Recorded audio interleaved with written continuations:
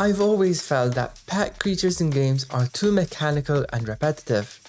Bobo Bay fixes that by giving emotions, personalities, and lifelike behavior to every Bobo. An important way to have creatures stand out is to ensure design diversity. That's where Bobo Bay really shines, with millions of ways in how a Bobo can appear.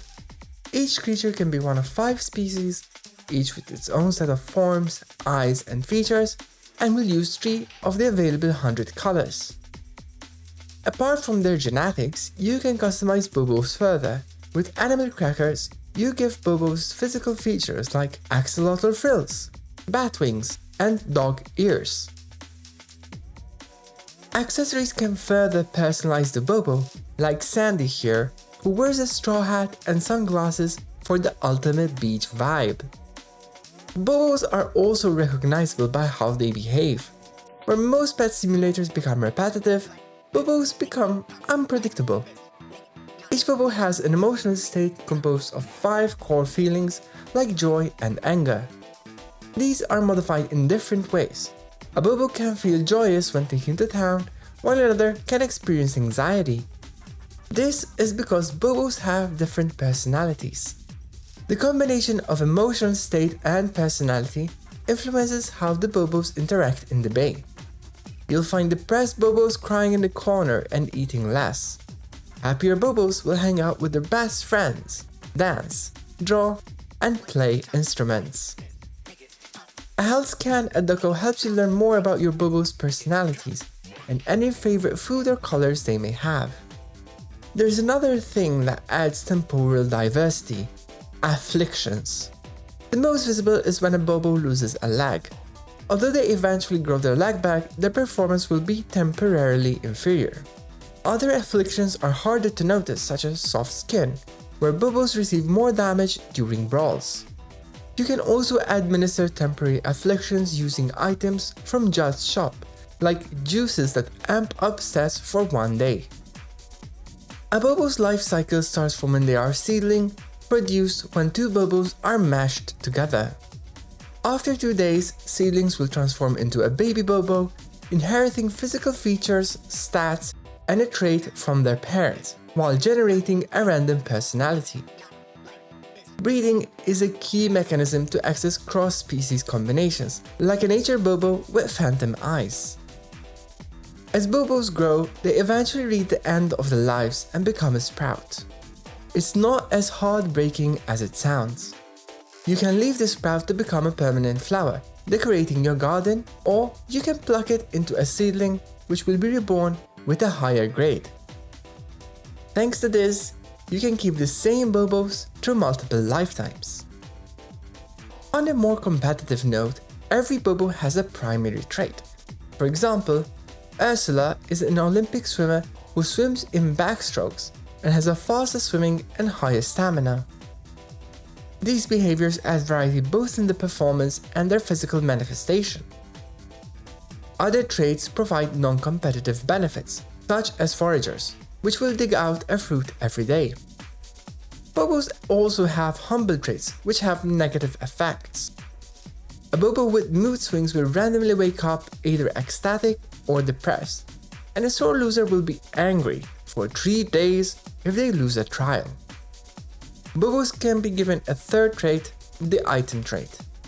An example is the skater trait, where the Bobo will use a skateboard instead of running. All the above identifiers only form part of the variance between Bobos. Then, there are common values that help understand their performance within competitions. Every Bobo has a grade and 8 different stats such as strength, swimming, and climbing. These stat points can be increased by training at the camp or feeding specific foods, up to a capped value. This cap is determined by the stat potential. In turn, this potential can level up through participating in events. The maximum potential is determined by the Bobo's grade. A grade E Bobo can have 4 potentials leveled, a grade D Bobo has an additional 8 levels, and so on. When Bobos start with unfulfilled levels, this allows you to better train and align the potentials with their traits, or to cover weaknesses your other Bobos may have. What makes the game a standout is how all these factors create meaningful gameplay. Every day, there is a rotation of trials in which Bobos can compete. These are based on a specific schedule, allowing you to plan ahead to win juicy prizes. Then, there are sagas, an organized set of events that can be played any day but have to be won by the same Bobo to unlock the saga's reward.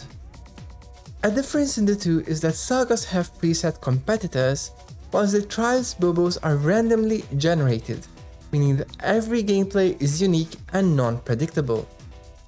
The events can be one of two types: brawls or races.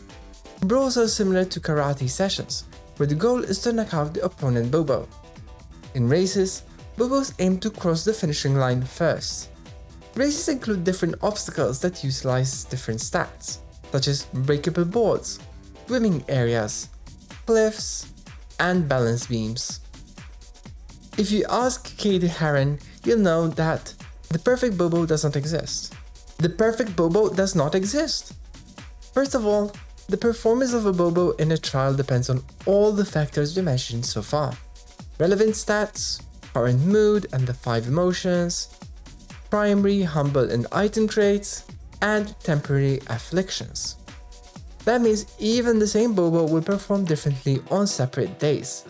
The best example is the humble trait, seasonal allergies, where the performance in spring is terrible compared to that in summer. Then, you need to also consider that you need tens of Bobos to compete in most trials.